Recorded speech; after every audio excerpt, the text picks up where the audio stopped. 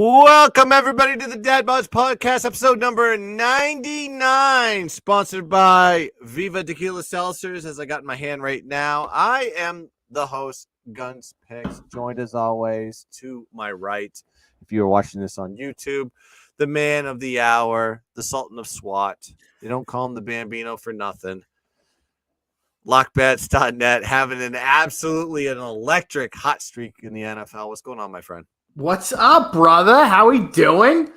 Thank you for those kind words. I couldn't have asked for a better intro, so I really appreciate that. You know, after all we've been through, it's good to have an ally. It's good to have an ally out there, guys. Keep your friends tight. Keep your friends tight. All right.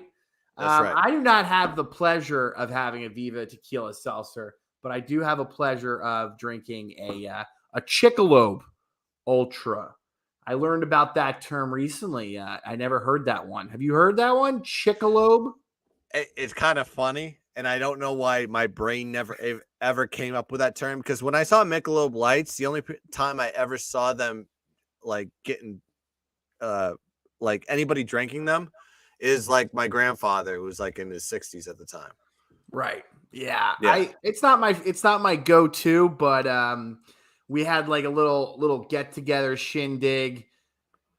Somebody brought too many Michelobs. Somebody brought too many Chichelobs. It was, a whole fiasco.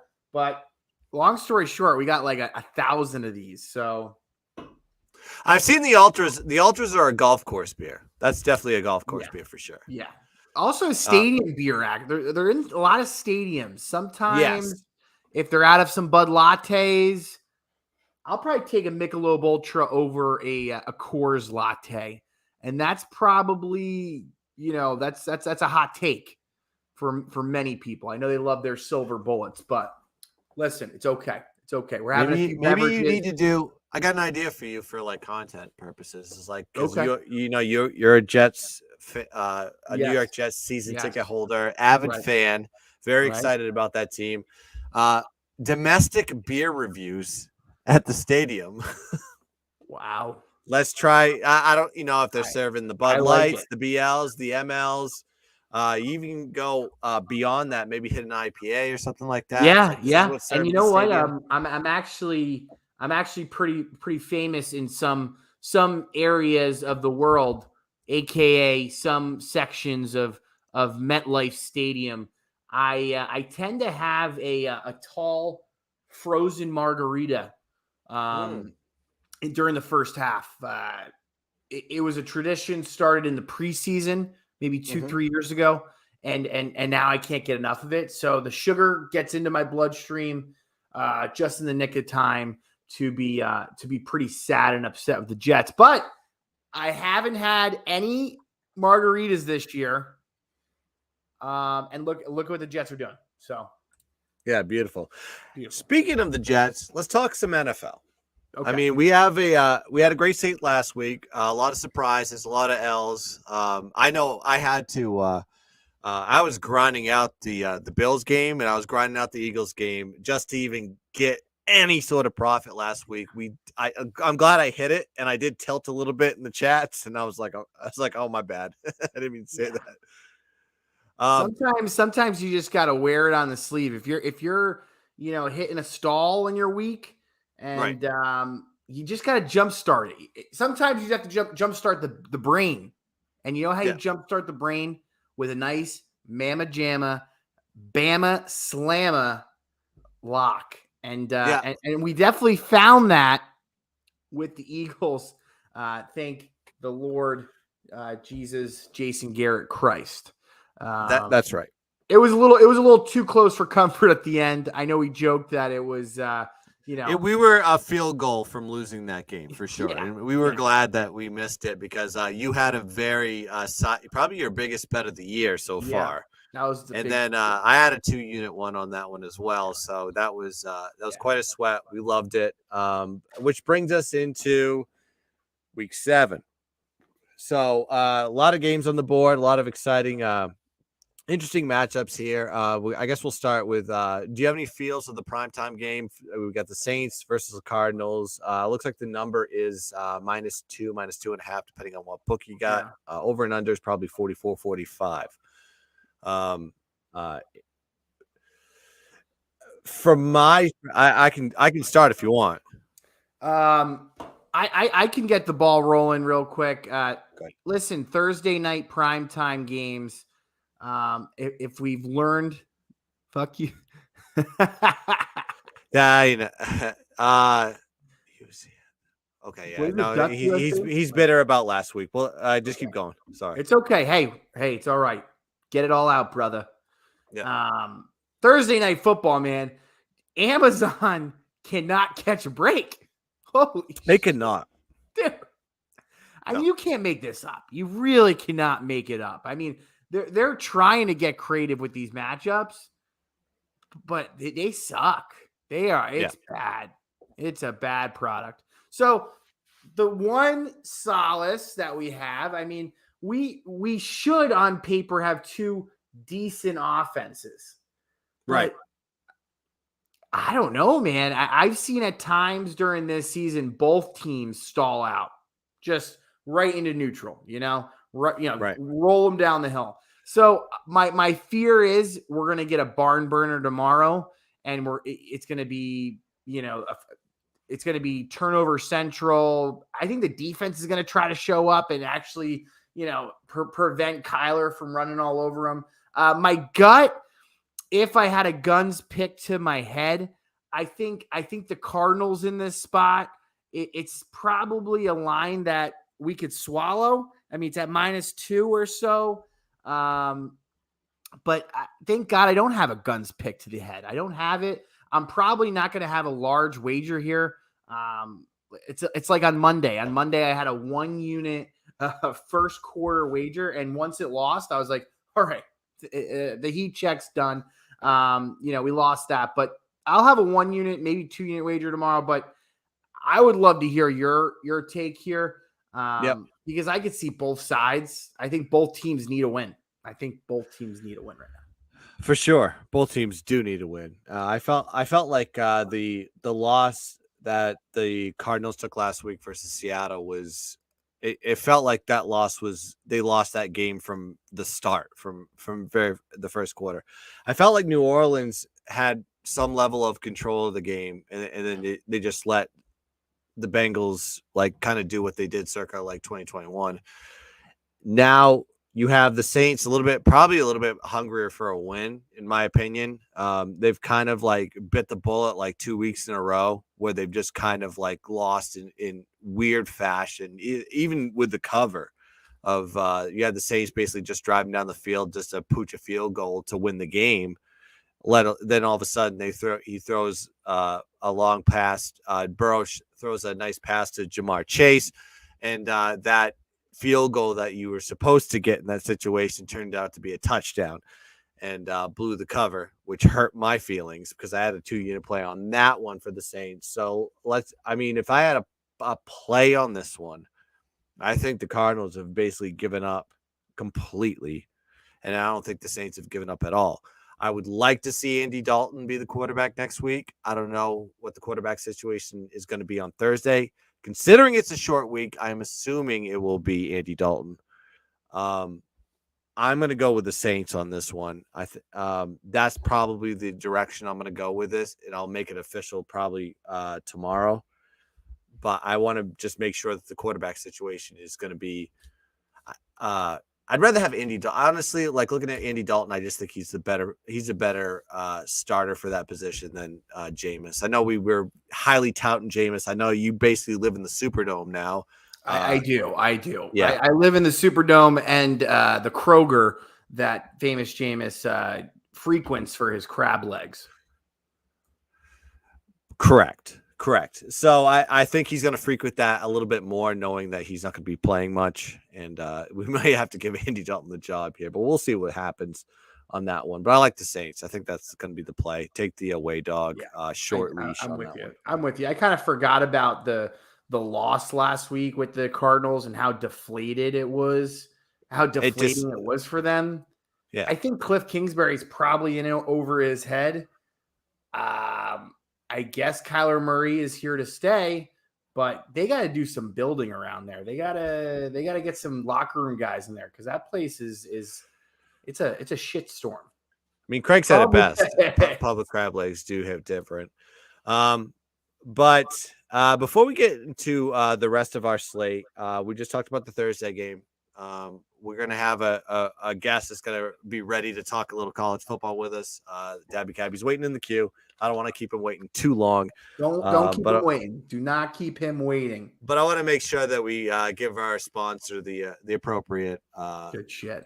Do that stuff. So this podcast, as you know, is sponsored by Viva Tequila Seltzers. This podcast is sponsored by Viva Tequila Seltzers.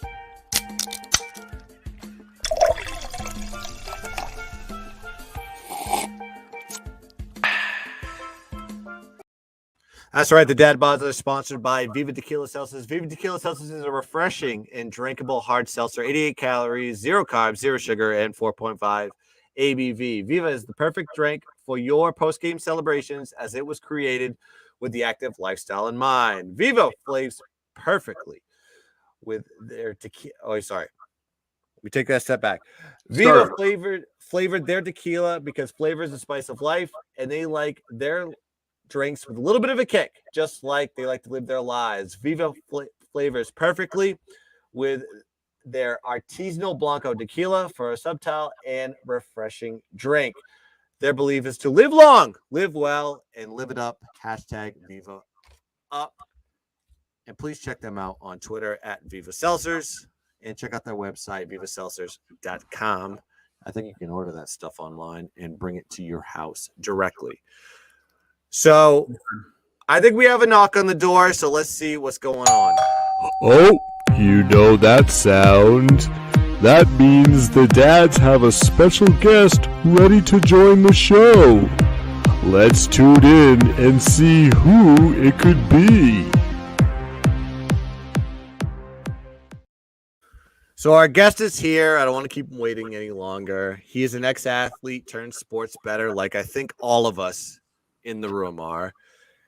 He's a co-host of the Daily Sesh and the Nightcap on Pub Sports Radio. Also, he does a live college football stream that he does, I think around like the 12 p.m. games is what I know. I've been on it twice. It's a great time to go and get some picks and also get some sharp live action in the process. So for the first time on the DadBods podcast, you can catch him on Twitter at Dabby Cab. It's the Dabby. What's going on, my friends? What's up, guys? What's up? I'm not used to being on a. Oh, there we go. The way it works, but what's up, guys? What's going on? Glad to have you on. I know you've had me on some of your streams. I think we had a commiseration during one of Dutch's streams for college football, where we basically took over the stream when it was off air, and we just talked for an hour about college football, which I found terrific, and I actually got a cool connection with you. So thanks for joining us here. Oh, man, thanks for having me. You guys do an awesome job. That the intro and stuff that you have when you bring a guest on, I think that's hilarious. It's great. You guys do an awesome job up there, man. So thanks for having me on. I'm excited to join. And like you said, man, when we talk college football, so many great cappers that were around, but not everybody likes to talk college football the way we like to talk college football. And so, yeah, I mean, it's nice. I mean, it's are you just drinking there, Locke, or do you have something? No, I'm just listening, man. I'm okay. Happy to have a friend here. I'm happy to meet you, Dabby. I caught up on a bunch of Pub Sports Pub Sports Radio, is it? Yeah, Pub Sports Radio. I caught up on a bunch of shit today. I was deep in the wormhole, and I was able to catch up on your content and everything. And you do an incredible job yourself. So tip of the cap to you, sir. And thank you. I'm ready. Yeah, I bet you saw that some of the stuff I did with the session with Dutch is a little different than than most things. But yeah, it's a lot of fun, man. A lot of fun. What up, Don Play? Oh yeah. Hey, like I guess for our crowd, I know our crowd's a little bit different than yours, or maybe we have a little bit more that gel on there. But I want to kind of like figure out like where you came from as far as the X-Men origin story of like Dabby Cap. So like, how did you get into sports betting in general, and then how did you decide? You know, like I'm going to go on Twitter and I'm just going to be like a personality, and then getting on Pub Sports. How did that all start, and how did it get you to where you're at now? It happened so fast and so recent, man. You know, I spent my whole life was baseball. I played in college. I got drafted. All I did was play baseball until I was like 25, 26. And then I you know, baseball was over and it's like, oh shit, what do I do now? I started coaching and teaching and it was okay. I mean, I'll be honest, it actually sucks, but I started coaching and teaching and, I never was into betting. I didn't even know like anything about it. And a few years back, one of my coaches that was a friend of mine calls me in. He's like, hey man, I need you to look at this spread. I'm like, what are you talking about spread? He's like, well, you're always talking about the games. Tell me what you think about this game. Who do you think's going to win? And he sort of sat me down and explained it. Man, it was over. It was over at that point in time because it was like a light bulb went off. I was like, oh fuck, you're telling me, man, that if I tell you who wins by like a certain amount of points, I can win money on sports. He was like, yeah, it's betting. You don't know about sports betting? I was like, I guess I just never really looked into it. And that was a few years ago. And like I said, ever since then, oh man, it's nonstop. And you know, there's a lot of crappy content out there. I'm just going to be honest. I would never say anybody's name, so you don't got to worry about that. But there's a lot of crap out there where it's just people trying to get over on people on gambling Twitter and on social media. For sure. And shout out to Jimmy the Bag, my guy. He was one of the first people that I listened to, and I was like, oh shit, he's giving me knowledge that's helping me. He's not just trying to tell me who to bet or trying to sell me something. He's actually giving me knowledge and insight on it. And when I saw that and I saw that there were people that did it right, you know, I wanted to be a part of it. So, you know, everything I do is just free content with Pub Sports Radio, but I absolutely love it, man. I love getting to talk to guys like you guys up here. I love learning. I love sports. It's always evolving. It's always changing. Every situation is different. Every game is different. And it's exciting, man. That's the main thing is it keeps the excitement going. Cause when baseball ended, I lost that competitive, I don't want to say competitive, but that competition in my life, I lost it. And sports betting very quickly brought it back for me. That's how I got into sports betting for sure. It's like my friend showed me a website and basically goes like, hey, you know, you can bet on games here. And I'm like, oh, I was like, this is what I've been looking for. It's like, cause I was just done like playing I was like playing basketball in college and I was done.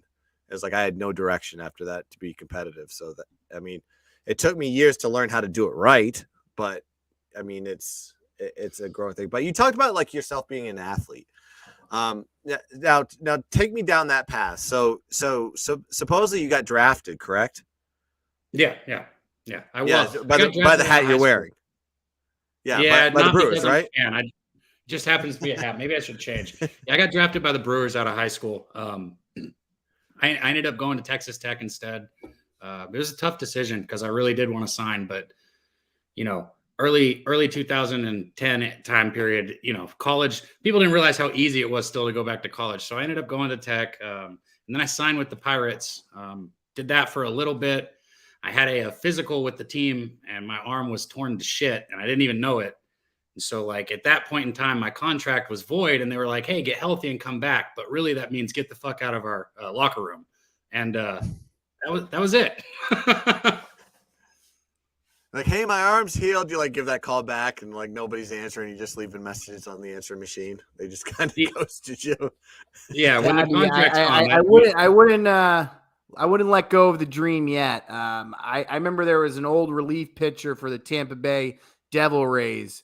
And I remember watching a movie growing up where he came out of retirement, 45 years old, 40 years old. And he stepped on that mound and he showed his kids who his daddy was. And I believe his name was Dennis Quaid. But you know, the real story behind that is not quite what they made it for the movie. I would love to hear the story. If we have a story time with Dabby Cabby real quick, I mean, I'd love to hear the real story. I can sum it up to you real quick with that. So like the guy, he pitched like once, like actually in the majors. He just went back and tooled around the minor leagues for a while. And anybody that knows baseball knows that living in the minor leagues is awful. It is not a life that anybody wants. People think, oh, okay, you signed with this team, so you're living the life, right? No, like you should see minor leaguers pull up to a game like fucking clowns, like 1, 2, 3, 4, 5, 6. Oh, there's 7 of them in that car right there. Like, what's going on right now? Wow. It's kind of like independent wrestling in a way. It's like he was here. Those guys like traveling in their cars, having no place to stay, and just going to some like Legion Hall to go wrestle. I was gonna say real quick, is there a huge leap from single A to like independent baseball? Because the Independence League where I grew up in New Jersey, we would get like some pretty good ball players every once in a while. And then they would come and go, and then you never hear from them again. Like, do you guys remember Angel Baroa? He was rookie of the year for Kansas City Royals, maybe 2004, 2005. Out of nowhere, I'm at a game, and he's like a 36-year-old man, and like years removed from Major League Baseball. It was like seeing a mirage, but he played for like a half a season in Independence League. Is there like a huge gap? Like, do you think like you just said the minor league grind is horrible, but like once you get to independent ball, I mean, it's got to be pretty tough, right? Yeah. So, and a lot of people think that it's single A, double A, triple A, and that's not the case. Okay. It's low A, high A, single. Well, first off, it's rookie ball, low A, high A, single A, double A, then triple A. So people don't even understand. Like, it's not 1, 2, 3. There's about 6 of those different leagues that you have to work your way through. There's some people that quickly they go ahead and they get put in single A, and then, halfway through the season, they're in double A. But if you're not one of those people that is in your first year or two through the system, oh yeah, you got 6 different teams to work your way up through. Wow. Gosh, I don't know, Guns. Could you do that? Could I go through that? No, I can't. How's the arm? How's the arm feeling, Guns? How's the arm? The shoulders. The right shoulder is. It makes a click every time I stretch now. So perfect. Sign him up. So you said you were a school teacher. It's like, Was. What do you teach? PE? Or so you're not anymore, but you were. No, not anymore. No, I gambled for a few years. Did decent enough, and decided that I wasn't going to do that anymore. As soon as I didn't have to, I was like, yeah, fuck this. Sorry for my language. I don't know. You got sponsors and stuff. I can tone it back. That's all right. I slip sometimes too. It's like I don't. I'll beep it in the edit. No, I'm just kidding. All right. So going into like, all right. So you transition from like being a sports bettor from being a washed up athlete like most of us do. So what are your favorites? Your favorite sports to bet are what? College football, and is there anything else? So college football and college basketball are by far my favorite 2 things to bet. It caught a lot of people off guard, and I think some people still like don't process it because they'll ask me for baseball. Look, I've made about 300 bets in baseball this year. I track absolutely everything. I'm open, completely good or bad. I don't really care. I track it because I don't sell picks. So if somebody gets mad at me, well, don't fucking tell me. That's on you. You know what I mean? But I openly give out everything. I've done over 300 baseball picks, and I'm only up 4 units. I mean, it has been a grind this year, this baseball season. I mean, hell, it's not even 4 units. It's like 3.8. This was my first year ever betting baseball. So a lot of people, they always think, oh, baseball player, baseball. Like, no, like I like betting college football and college basketball. I dabble with the NFL and I dabble with props in the NBA. What time is it? Okay. I was going to say, I got a prop for us for the Jazz game if you guys want it, but I think we're a little late now. No. I mean, if it's it, when's that game start? Like 10? 9? Right now. Oh, I guess we are late. That's what I was saying. We're late. I was going to say, I got Clarkson over 2.5 threes at plus 110. Okay, I'm going to go on mute. All right, Guns, take it from here. Give me a second. All right. He's going to grab it. There you go. Yeah, Clarkson over he's 2.5 threes at plus 110. So when you went to Texas Tech, are there players that on the team that you played with that are in the bigs right now, or even playing in the playoffs? Sure. There are a couple that are still playing. The most notable one, he's not playing anymore, but you'll probably remember him. And it's, I'm glad he's okay. It's a terrible thing for people to remember, but Chad Bettis, He pitched with the Rockies. He had testicular cancer and then came back and pitched again. It's like usually people are like, oh, I don't know it. Then I'm like, oh, the guy that had testicle cancer for the Rockies. They're like, oh, that guy. I remember him. But he's doing good now. He's doing good. So, Chad was my roommate my sophomore year. He was a senior and I was a sophomore, and he is my roommate. Great guy. Learned a lot from him. Had a lot of fun with him on the road. Really good pitcher too. So. No, that's awesome. All right, so let's just talk some college football because I got you here, and I know we can go hours on talking. Well, I do have a lot of questions regarding the banners in the background, real quick. So you got Georgia, Mizzou, UK, and then you got LSU. I don't see any University of South Carolina. What's going on? You meant Texas Tech? I went to Texas Tech. Look, no. Lockback's he's a Gamecock. That's so. Are you with all the public? Are you with the public in the reverse line movement this weekend? No, I don't touch Gamecock games. I don't. I refuse for that. I can't believe you said that because that's one of the games I wanted to talk about too. And I usually don't look. I'm not an A&M fan. I don't know if you can see this picture here. I've shown it on Pub, but I can show you. This is my dad. He's a football player at A&M. That's Eric Dickerson. I'm sure you know Eric Dickerson. Oh, shit, yeah. Yeah, that's my pops. He's tackling Eric Dickerson. Pretty cool picture. Like I said, I'm not an A&M fan. You don't even see Texas Tech stuff behind me. So what are the football banners for then? Just for show? I love sports in general. For me, when I say I'm not a fan, I guess I kind of root for A&M's football team, but I just don't care. I care about who I bet on, and I care about watching a good game. So that's really all it comes down to for me is where my money's at and if it's a good game. I'm sorry, it's a 9-10 game, and I pulled up. You said Clarkson over 3.5 threes. 2.5. 2.5. Okay, thank you. I was about to. I mean, you can add it if you want. Dude, I think this guy's real sharp. Holy shit. I think he'll shoot about 12 of them tonight. So. I think we got a shot. Without Mitchell in the lineup, with things changing, they're gonna. I mean, he already took his shots before. I really think we're gonna see a lot of Clarkson shooting this year, though. I don't think the Jazz are gonna be that good. That's not what I'm saying. I think Clarkson will make 3 threes. Okay, all right. Sweet. You think they're gonna be missing Mitchell a lot on that team, or there was a reason why they traded him to the Cavs? I mean, they were pretty broken last year. No, I mean that team was just right. From top to bottom, just broken. So yeah, as much as and I'm not trying to talk bad about Donovan Mitchell. He's an amazing basketball player, but I think something had to change. They had to either start rebuilding or figure out. They had to do something. So yeah, I understand why they got rid of him. Well, that's the NBA talk for the DadBodd podcast right now. No, yep.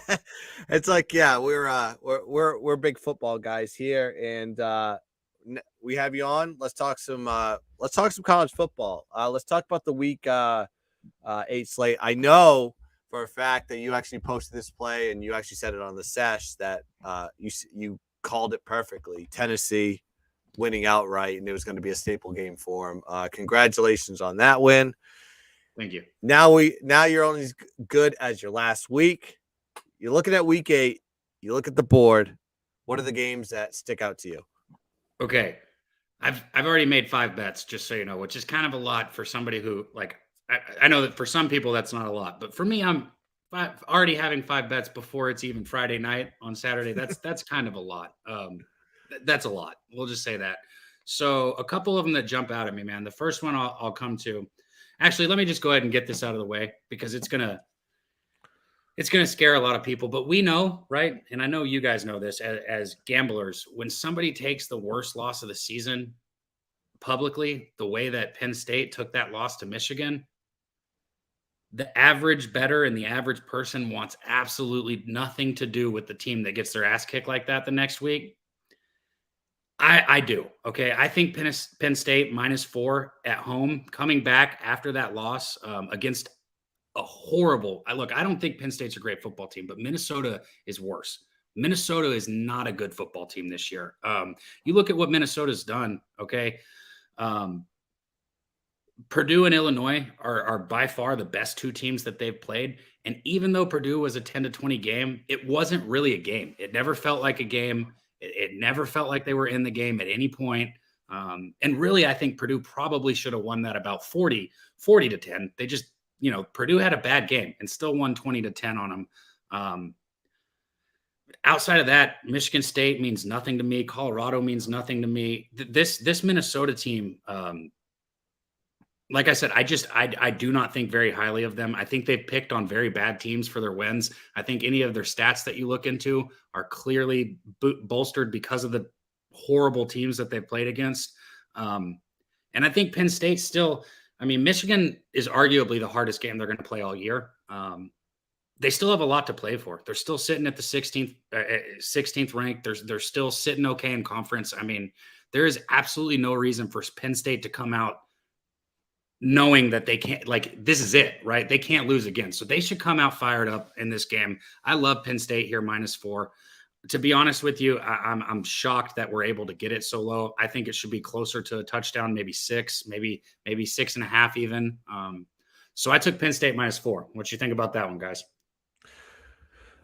Me personally, looking at that game, like you talked about Minnesota, and Minnesota's a whole offense and whole, I guess, element of who the Gophers are all predicated on how Ibrahim performs. Tanner Morgan, the quarterback, he's banged up. He's dealing with injuries himself. And that team is kind of like a shell of themselves. I'm not sure if PJ Fleck is the guy to run that team at all. And they're kind of showing mismanagement. I watched the Illinois game. You mentioned the game before that when they played Purdue. It's like, well, I watched the Illinois game and I just saw Illinois just absolutely destroy them. Granted, Illinois is on a different level than they have been in the past. But this Minnesota team going on a deflating loss, which was an absolute deflating loss on the road. Now they have to go take that suck up their pride, go to Penn State to go play a team with a chip on their shoulder after losing a big game in prime time on Fox. I think Penn State is coached better than Minnesota completely to handle a loss. And from my perspective, looking at that line, I'm agreeing with you. When you say it should be 7, I think it should be 10. I was like, because I think Penn State playing at home should play up to a higher level. I think there's a lot of naysayers though. You look at these teams, they match up so much alike, except for the fact that Penn State's just better. Penn State has more talent on the field. They're just a better, they almost want to do the same thing, and yet Penn State's a better team. So I just don't understand. I don't understand what I will say. I think there's a little bit of concerns on the Penn State side in Clifford's health. Is he going to be ready to go on Saturday? And I think the line is kind of sitting there very low to kind of pick the money 50-50. Because I think if Clifford doesn't play, that team is different. However, last year they had quarterback issues in depth. I don't think that exists now. I think there's just uncertainty on who the quarterback that they have in the backup. I work with guys, and most of them go to Penn State, and believe me, I hear about all their recruits and everything like that. I think they're very confident, even if Clifford doesn't play and the backup gets to play, they want to see how that kid does. He's a freshman. He's young. He hasn't taken these snaps, but he is 4-star, 5-star level. So I think the replacement may be a way to kind of profit and get a short line in the process, not knowing if Clifford's going to play or not. Clifford makes mistakes too. Still, it's never going to be a part of his game that he gets rid of. His mistakes they're just brutal. So I agree. It could be a buy low spot because of that situation too, which I love. Even if he does, and I know this is probably going to rub. Even if he's not playing, I still like Penn State -4. Correct. I think Penn State bounces back off losses better than Minnesota. I'd rather trust the coaching staff of the Penn State Nittany Lions over the Minnesota Gophers. So yeah, I like that. Especially coming to Penn State for this game. It's not an easy place to play. It's not at all. No, I know how those guys play. They start drinking at 6 a.m. there. They're crazy. Mm-hmm. They're almost like Philly Eagles fans, but they're actually Steelers fans, most of them. I think most of them are Steelers fans. Well, anything else on the board that really catches your Oh eye? yeah, we can go as long as you want. You can just move on to the next one, and I'll keep going. Even if Well, we have to give our picks too. I know Lock Bets has a few NFL, and I'm pretty much going to give a college pick, maybe an NFL tomorrow. So okay, let's see if I can hit one of yours. So I'll be quick then. And I wasn't really ranking them from top to bottom either. So, but people always ask me, they're like, "Oh, what's your best bet?" Sometimes like be like, "Okay, this is my best bet." But usually, if I make a card that has 5 bets on it, I like them all. I mean, I'm not putting my money on something that I don't like. No, I spread it equally too. I'm pretty equal on mine. Well, sure. I've learned through my gambling trials and errors too that everyone's different. But for me, if I am not consistent with how I bet, regardless of win or lose, it fucks up my bankroll. And the last thing I want is a fucked up bankroll. So I stay consistent with it. There are very few occasions, like last week with Tennessee. I made my usual bet on Tennessee. When the line went to 9, I bet them again. And I took a little bit on the money line. For me, that's a huge bet because I usually just have one bet on a team. So, you know, and that's not even something I really like to do usually. But I'll jump into the next game. So here's another one that's interesting for me. Also, Purdue and Wisconsin here. I think so. Sometimes I like to attack the first half in games, especially whenever it's a line that's like 2.5 or something like that, which is where this line is. So I took Purdue in the first half. I took them plus the points here. You look at what Wisconsin's done this year, okay? Sure, they beat New Mexico and Northwestern, but outside of that, they played a beaten bad Michigan State team, and they got beat by Michigan State. They got manhandled by Illinois. I mean, what Chase Brown did to them was just embarrassing. But Chase Brown's rushing prop is cashed every single week this year. Just so you guys know. Real quick. Bring up that prop that has hit every single week. You mentioned it on your stream, but I mentioned it to the audience right now. Okay, so the running back for Illinois, Chase Brown, and I know it's hit every week because I bet it every week. So I bet it the first week, and I said to myself when I watched him, because you know how I do the live streams, I was live with Illinois, and as I was watching, I was like, well, this is their entire offense. Okay, this is all they have, and he's really good. And I said, I'm going to keep betting this until it doesn't cash. So I bet it week 2, then I bet it week 3, and then 4, 5, 6, 7. He has not missed one single game this year. Every game, Chase Brown has cashed his rushing prop, and I've taken him all the way up to 116.5. So which is even if I saw that at 116.5, knowing Chase Brown, he gets $150 a game. So, yeah, what do you have, like 180 last week? Yeah. He's that good. He's their whole soul. Like if he doesn't have a good game, like Illinois is never close in the game. Period.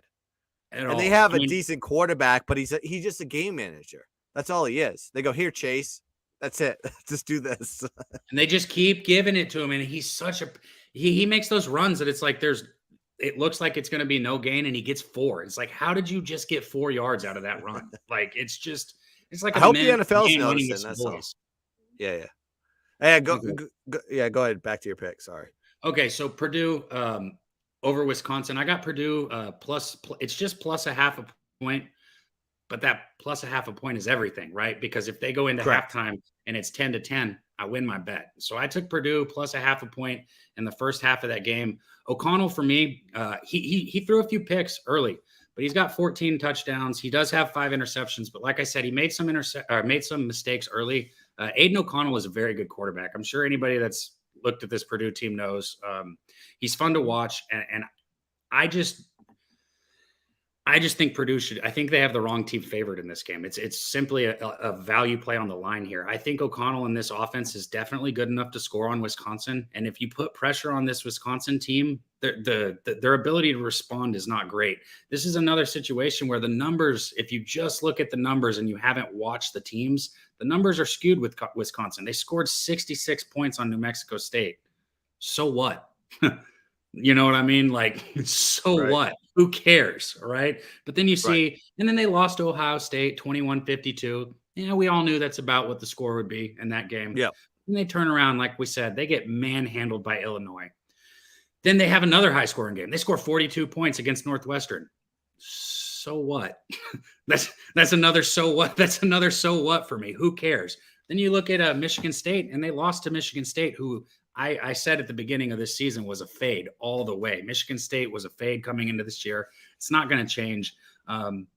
Purdue's one loss, their one loss was to undefeated Syracuse team. I know that Purdue loss against Syracuse in the Dome looked a little worse earlier in the season, but now you look at that loss and you say, okay, they lost 29-32 to a very good Syracuse football team.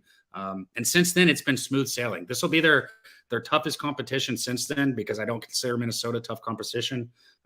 Definitely don't consider Nebraska. I don't like the fact that Nebraska was able to score 37 points on Purdue, but Nebraska has an offense. Their offense is okay. It's their defense that is so bad. It's the defense of Nebraska that's just where this program has gone to. Correct. Oh, yeah. So, for sure. so all this taken in, man, I think Purdue should be a 3-point favorite at this game. So giving me plus points in the first half of the game, I love it. In that game, my opinion on that one is I would like with Purdue, actually with Wisconsin in general. Can you stop the run? Because if you even can stop the run and hold them to 4 yards per carry, I was like, that is enough to beat Wisconsin. It's like, because offensively Purdue is fine, but if they can't stop the run, that's how Wisconsin stays in games. Right. And I think they will have some trouble stopping the run. But this is another situation where it's in the first half. They're going to have their first scripted plays that they're going to come out with. And O'Connell, like I said, I like O'Connell as a quarterback, and Purdue is going to score the first few. I very much think that Purdue will put the ball in the end zone the first few times they have the ball. And if they're going to put the ball in the end zone the first few times they have the ball, and you're going to give me plus points with them in the first half, I have to bet it. So Don Pla brought up y'all like Indiana money line over Rutgers. I mean, my opinion is I looked at that game and just skipped it. Yeah, that's what I'm about to say. My opinion is I don't. It wasn't even on my radar. Like, I usually just run through the board real quick, and then I'll just kind of like mark in my head. I'm like, let me look at this one. Let me look at that one. And then I'll look at last week and see who got beat like in brutal fashion. And then I'll write down those teams to see who they're playing the week before. And then I'll start capping based on whatever their schedule is from previous to I call it a sandwich. Yeah, it's like every team is in a sandwich in college football. I was like, their emotions are day to day. They could wake up one morning happy, they could wake one morning sad, they could wake one morning angry. It's like, but that's college football. Like Tennessee's waking up all too happy. When they're waking up too happy, someone's gonna punch them in the face. It's like, I'm just waiting for that punch to happen. Yeah, so somebody asked me if they were a fade this week. I was like, they're playing Tennessee Martin. Probably not. It's a non-play. They basically scheduled it perfectly. It's like, oh, we beat Alabama. Then we have a week to like get the happy out of our ass because we have to play Kentucky the week after. That's pretty much what they did, which I like Kentucky. I like Kentucky in that week. So I would probably take Kentucky over Tennessee after the Tennessee Martin game because they have to play Georgia the week after. Wow. So they're in a weird spot. That's interesting. That's interesting to see. One thing that I'll look for I don't think Tennessee's able to beat Georgia, but one thing I'll look for in that game is the same thing I loved in this. And shout out to our guy, Devin. He was on it with us in the show. Is their team total was only 13.5 against Alabama. And I was already all over Tennessee. So I didn't want to add. I already bet them twice on the spread and once on the money line.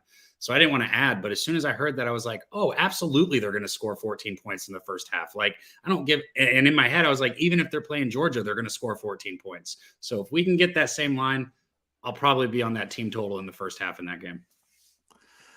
Well, shit, we're talking picks, right, Locke? We're talking picks, right? We're fucking talking picks, all right. Let's just get into it and get into what everybody loves is the DadBodd's Capper Breakdown. It is time for the DadBodd's Capper Breakdown. Oh, yeah. The DadBodd's Capper Breakdown is sponsored by Viva Tequila Seltzers, and Lock Bets disappeared, so I will start us off. I'm right here. I'm right here. I like it because sometimes Locks, I'll hit the sweeper, and all of a sudden Locks will see like if you can just fit it in. Can I get there and back? Really, that's a good strategy, though. I like it. It is kind of hilarious. Well, you know what? The commercial, the Viva ad read is like 10 more seconds longer than that. and I did not. So that was a bad estimation, bad calculation.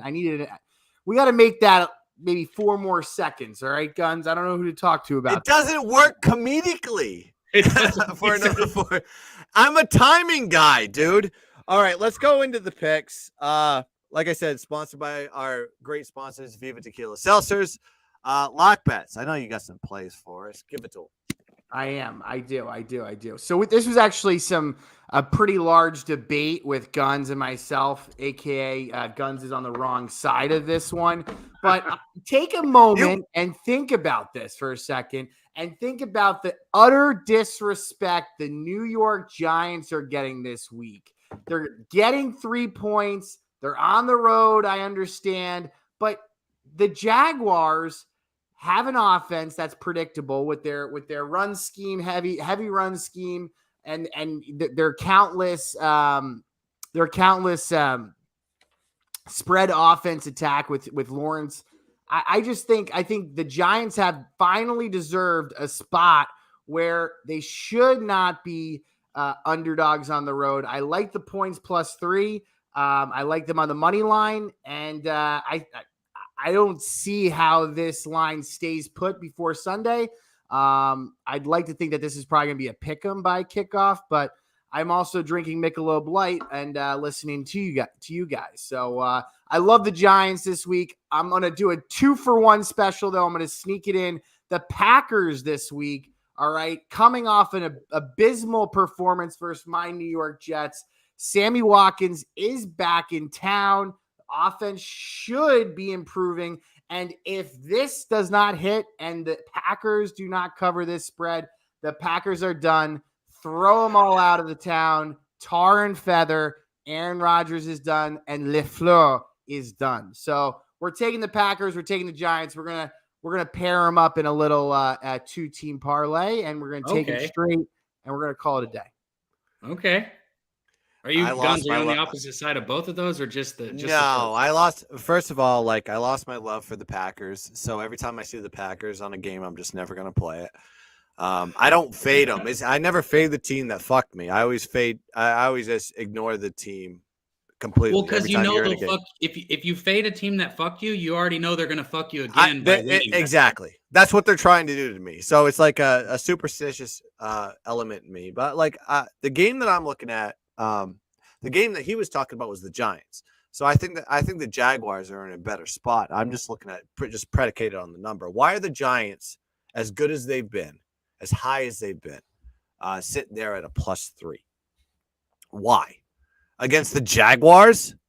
The Jaguars? Really? Jaguars are such a hard team to cap right now this year for me. They are a very hard team to cap, but I've seen how they've done against the NFC East because I can go back to looking at the Eagles. And I thought, at least from a first half perspective, I thought that team played very well against a team that's probably leaning as the season goes along, might be one of the favorites to win get to the Super Bowl for the NFC. It's like that could be a fly Eagles fly to the road of mediocrity at the end. But I think this team could. I like that one. But I think this team is a lot better than what people anticipated, and the line for them to make the Super Bowl is increasing heavily. So you saw the Jaguars play that team. I've seen them play undefeated. They actually shut out the Colts at home. A divisional game. Divisional games are very tough. So what? Who gives a shit? No. I'm just putting out numbers here. Matt Ryan scaring you at night? No, you know who's not scaring me? Danny Dimes. He's not scaring me. I saw the numbers. I don't think wait a minute. I thought you were a Jets fan, first of all. It's like, are you a Giants fan too? Because you live at MetLife, because you have season tickets at MetLife?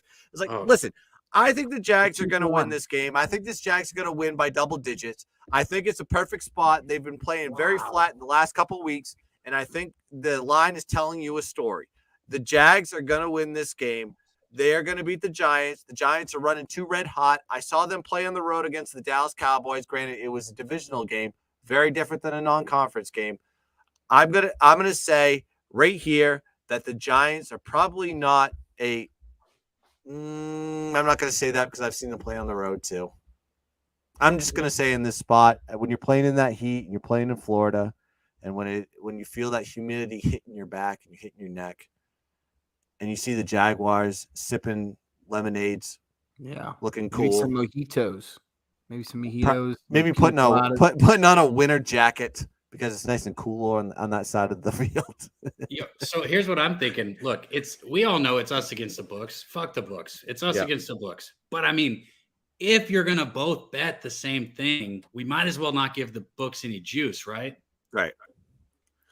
No, I'm saying. I know where I'm going with that. Like, all right, here's where we're at. Is like this is just an argument point. I haven't made an official pick on the Jaguars yet. I could probably just leave it off my entire card because it probably hits.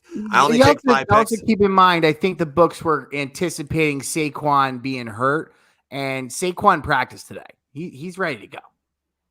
Saquon's not out. Is that a DadBodd's exclusive?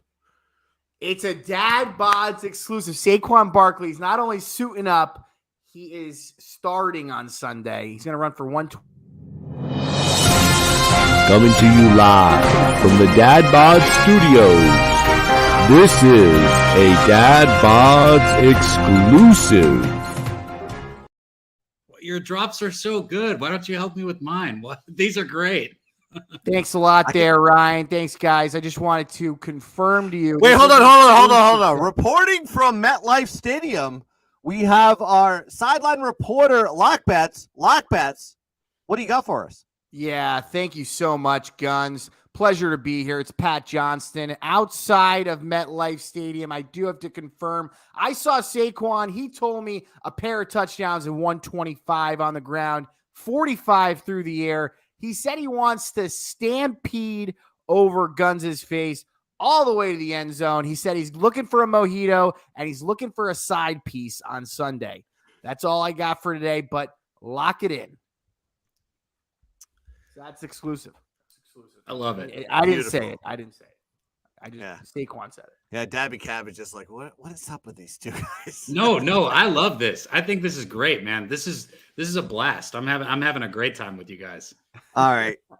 Enough of the banner on that pick. But let's go into mine, and I'm not going to mess with the NFL right now. I already gave you the Saints. I'm going to take the Saints on Thursday. We already talked about that. I'm not going to reiterate the pick on that one. If you want to go check that out, hit the record when the record comes out on Twitter. Fast forward it to the beginning. I did talk about the Saints. I want to talk about college football. I want to talk about Thursday night football, and I want to talk about Troy and Southern Alabama. And I am going to be Major riding Apple with the dog. Yes, I'm going to be riding with the dog here with the Troy Trojans. Now, look at South Alabama. They are off a win, no cover. They played very flat versus ULM. If you win the Slack chat, I did give you ULM plus 17 on that one. They put up 615 yards of offense, but they gave up 438 to ULM. Even though they won the net yardage battle, it was still a 7-point game. That is the beauty of college football. Now, Troy, coming off a flat win themselves, 17-14 win where they dominated the net yardage battle, plus 113. So you see Troy still dominating in the yardage overall, and they've done that week to week versus their opponents, even though they've had losses. Now, Southern Alabama, only one loss this season. Everybody even brings that up. It's like, oh, you only lost to UCLA, but only by 1 point, and everybody sees what UCLA has done so far this season. -8 net yards in that game, but besides that game, they haven't really played anybody. Their strength of schedule is ranked 97th in the country right now, and we're talking about as we're standing right now on this date. And Troy's strength of schedule is 71st. So Troy has dealt with a stronger strength of schedule than Southern Alabama. Southern Alabama has only played UCLA all season. Now UCLA Troy has no defense, and they have no defense. That's correct. So Troy lost their 2 games to Ole Miss, 28-10 in week 1, and they lost to App State 32-28. And if you're a college football fan, you would have saw that play. They played. That's when game day came to Boone, North Carolina, and they won on a last-second Hail Mary from 50 yards thrown out there, and the guy caught it for a touchdown where Troy dominated that game from tip to tip, and they ended up losing in dramatic fashion. Now, South Alabama hasn't covered in the last 2 games as a favorite, and they seem to be regressing on their outcomes overall. If you actually look at the yardage and everything like that, they're starting to regress. Troy is a good G5 team. They are the first true challenge that Southern Alabama has faced since UCLA. So I don't know if there's going to be ring rust there, in my opinion.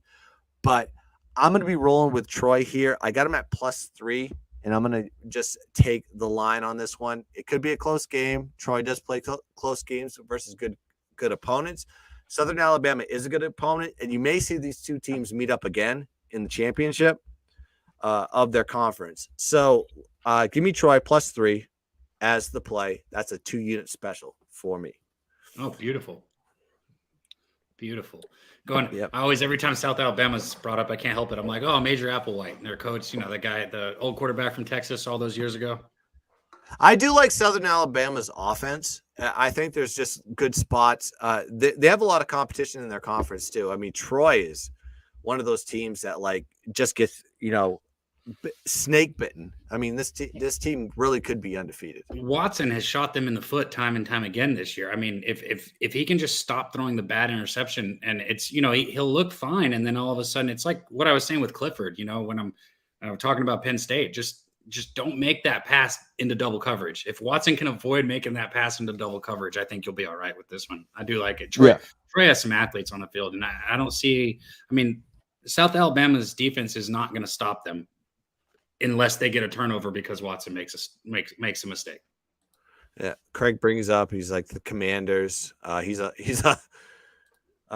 from the area, so he is a Ravens fan. So we'll give him that. He says Commanders +5.5. I don't necessarily agree with that, but take it for what it's worth. Any other picks that you got, Dabby, before we let you go and let you?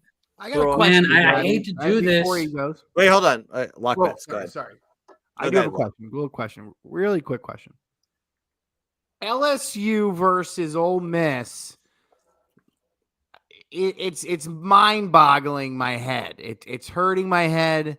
I keep looking at it. I keep searching for answers.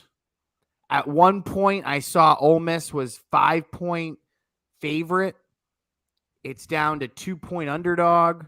Can somebody please, for the love of gosh golly darn damnation, tell me what's going on? Okay, for me, if I'm going to bet it, I'm going to bet Ole Miss in the first half on that game. I think what people are keying in on is thinking that maybe that LSU will be able to stop the run, because for anybody who doesn't know, Ole Miss is not who you thought that they were. I'm sure we all know because, we do what we do. But if you do not pay close attention and you just see the scores that Ole Miss is putting up, you probably think it's the same offense that Lane Kiffin's been running from year in and year out. No, 70%, right? 67% or something like that. They're a run team now. They're a complete run team. Third best in the country. They're the third best. Yeah, great run team too. They basically just replace their good passing offense with a great rushing offense. It's almost like their points is interchangeable. Well, and I think that it doesn't matter what's the way they run the ball. They stretch the field. Have you seen how far they just stretch everything out? The end. Mm-hmm. And I think people are really thinking, Ole Miss is going to try and run it. LSU is going to be able to stop the run, but it doesn't matter what they have up front. The way Ole Miss stretches the field, I still think LSU is going to have trouble with it. And if you paid attention this year, Ole Miss is wonderful in the first half. Try and lose games in the second half. LSU is the exact opposite. They come out and lay eggs in the first half of football games. Every damn game that LSU has been in, they've been playing from behind in the second half, even the ones that they've won. For me, so like I said, it would be Ole Miss first half if I'm going to bet it, because you can probably just get the money line, and money line first half with Ole Miss. I'm okay with that. And you keep the pace, right? Even if they're running the ball, they're going to keep the pace. They're not going to let them. Put in new defenders. They're not going to let LSU slow. They're not going to slow it down for LSU. And when you don't slow it down, the home crowd doesn't have as much of a chance to get into the game. I mean, there's just a lot of different factors that are going to come out to it. And I agree with you. This line has scared me too. But I thought the same thing with LSU and Tennessee. So I was on Tennessee against LSU. I was on Tennessee against Alabama. And I thought the same thing with that Tennessee LSU line. I was like, why is Tennessee not laying more points? And then Tennessee beat their ass. So there was my answer to that. I think LSU just gets too much love. They're like the Yankees or the fucking Dodgers or whoever, the Lakers. Brian Kelly brought his Notre Dame. We all know who the Lakers Don't are. bring up Brian Kelly in front of me. Brian Kelly anymore. brought his Notre Dame fandom down Stop. to the bayou. Stop. Christ. Not the he can keep faking a Southern accent while he tries to get recruits down there. I hope Notre Dame steals them all from him. Yeah. You know what my opinion on it is? Yeah, I want to hear your opinion, please. Just because and it's not even a smart capping opinion. It's just I do. I'm curious. I hate Brian Kelly. I'm not gonna bet LSU because Brian Kelly just left us high and dry with no warning, and he basically felt obligated to give a team speech that was half-assed. And it's you shouldn't have even given a speech at all. You just leave like every other coach does. Say goodbye and just go. His first game, he looked like every other president. The guy looked like he was going to fall asleep on the sidelines. He looks like he was dying. Did you guys see that? He was like, dude, what is wrong? What is wrong with this guy? I've never cared for him. I've never cared for Brian Kelly. I think he's just an alien from outer space. Yes, that's Guns' boy. He gave me. Listen, the guy figured out how to win 9 to 10 games a season and bring us to. He got you to a college football. I tell you what, getting to a national championship is great, isn't it? Listen, being a school in South Bend, Indiana, trying to get talent in the Southern Belt and trying to steal them away from the SEC is difficult. You're the University of Notre Dame, okay? Come on. Come on. You're acting like you're South Alabama or something. It's like saying Oklahoma should win championships. It's like saying Nebraska should win championships. You want to go deep into the 90s and 80s? Those programs. It doesn't, because every other program gets dumped money too. It's Nick Saban. Let's go down. I'm telling you. I wouldn't say Alabama. I wouldn't say that area of town is a gorgeous, country club. It's not, but Nick Saban won at LSU, didn't he? He won national championships at LSU, and then he brings his talent to Miami, fails because he realized he's a college coach and he can control kids better there and probably pay him better too. And then he just goes down to Alabama and runs the ship, and everybody thinks he's the guy that should have the statue in front of the stadium. That's pretty much where Nick Saban is. Speaking of paying players, the next pick that we were going to get to, and I hate to do this, especially after I just found out you're South Carolina, but man, I love A&M this weekend. Okay, I already said I'm kind of a fan. I've only bet them once this year. Bet them against. Go ahead. I said I probably too. Yeah. No, it's a circle game on my. It really is. You like A&M also? Yeah. No, I circled it. I need to if I can back into it. Yeah, I love it. Yeah, I love it. It's like one of those games that the line just didn't make sense for A&M, and I don't think it makes sense at all. If this game's played week 1, South Carolina's minus 17. 17. Yeah. So listen, I'll tell you guys why. Because I do not just bet A&M just because. Like I already said, I'm kind of a fan, but I care about my money 100% more than I care about a team I'm kind of a fan of. I've only bet them once this year. It was against Miami, and it cashed. Before the season started, I circled the game against Miami, and I said, this is the game that I'm going to hammer A&M on because I knew that was going to go the way it did. Now, maybe not exactly how it did, but I thought A&M would cover and win, which they did. Here against South Carolina, it took so many things for this line to be where it's at. Okay, it took Levis being hurt when South Carolina played Kentucky. And I know there's so many people, South Carolina did this. I don't care. Levis not playing that game changes the whole thing. It changes the entire. Kentucky looked horrible. Their backup quarterback was terrible. South Carolina was trying to give that game to Kentucky. Did you watch it? They were. Rattler and South Carolina were doing everything they could to lose that game, but Kentucky didn't want it. They didn't want to score. So it took that.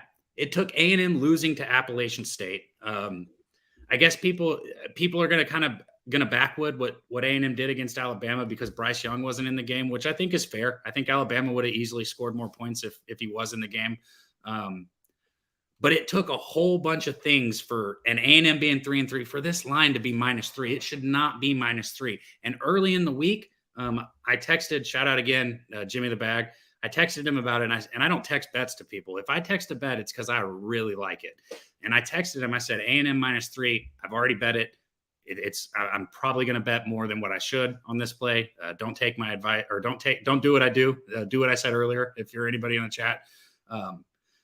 He texted me back and he said there was only like, I don't remember the exact ticket count, but because the ticket count's important. And that's what like, I like Jimmy the Bag a lot as like, but I think he focuses a little bit more on like, oh, there's like X amount of tickets going towards this team, but there's like 80% of the tickets are going X and then 20 are this way, but the money's going this way. So he kind of focuses on more of the sharp stuff.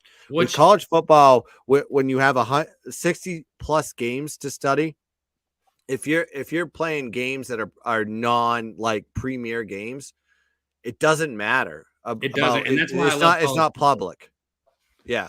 It's not public money. It's the only tickets that are coming in there are sharp. It's like I bet G5 games, and I was like, I can't focus on the market. It's like because nobody's betting these like silly games. I have a game this week that I'm going to put on the Shark of the Gun show. That is the bottom feeder of bottom feeder games.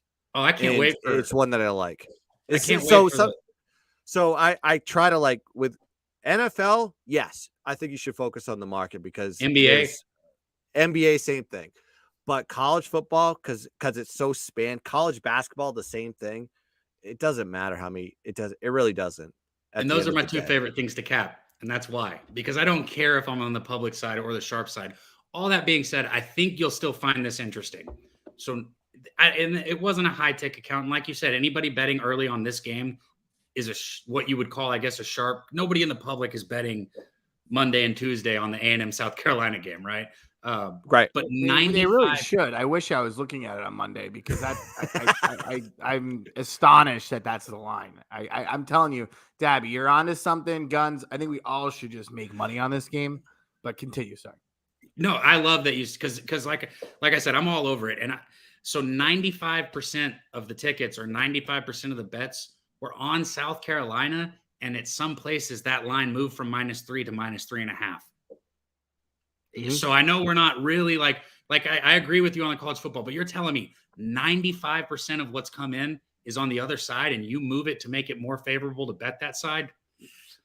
And I already that's different. That's different. Yeah, you're correct. So that's an extreme, right? Yeah, correct. It means that like that it's going for the books. It's going the direction they want it to go. Sorry, it sounds like my kids are turning up in the background. But again, that was it was either yesterday or 2 days ago. So that could have changed. And it was a low ticket count. But either way, it's enough to tell me that, okay, this is where you set it. The money is clearly coming in on the other side and you move the line against it. That just, I already loved it before. It made me love it even more. Yeah. Yeah, I agree. I think we had a Texas A&M bet together. Like one of those times when they made the switch to quarterback. That was Miami. Yeah. Yeah, that's right. That was the one that it's like as long as they switch to quarterbacks, then I want to hammer A&M, and that was the one for the very first time. And I hate King. Okay, I cannot stand him as somebody who watches A&M. For the very first time against Alabama, he started to look comfortable. For the first time, he was moving around in the backfield. He was getting out of tough situations and making good throws. If it carries over, we'll see. But for the first time, I was like, oh, that's why he's a 5-star recruit, because everything I've seen before tells me that he sucks. Yep. Yeah, I agree. But wow, Dabby, we could probably talk days, hours, weeks. We'll probably talk after this too, because I love talking college football. Oh, yeah. I want to make sure we end the show properly for you. Plug everything that you're doing. I know you're on Pub Sports. And you know what? I want to tell everybody that's following right now, anyone that watches this video, give him a follow on Twitter if you like college football, if you like college basketball. That's the guy to follow. And talking to him for just an hour one random night, I knew just this kid is sharp as hell. At DabbyCab, DABYCAB on Twitter. Give him a follow, give him a like, just send him a DM. I said, I found you on DadBods, whatever you got to do. But give him a follow regardless. Dabby Cap, the floor is yours. Plug your shit. Thanks, man. Pub Sports Radio, you said it.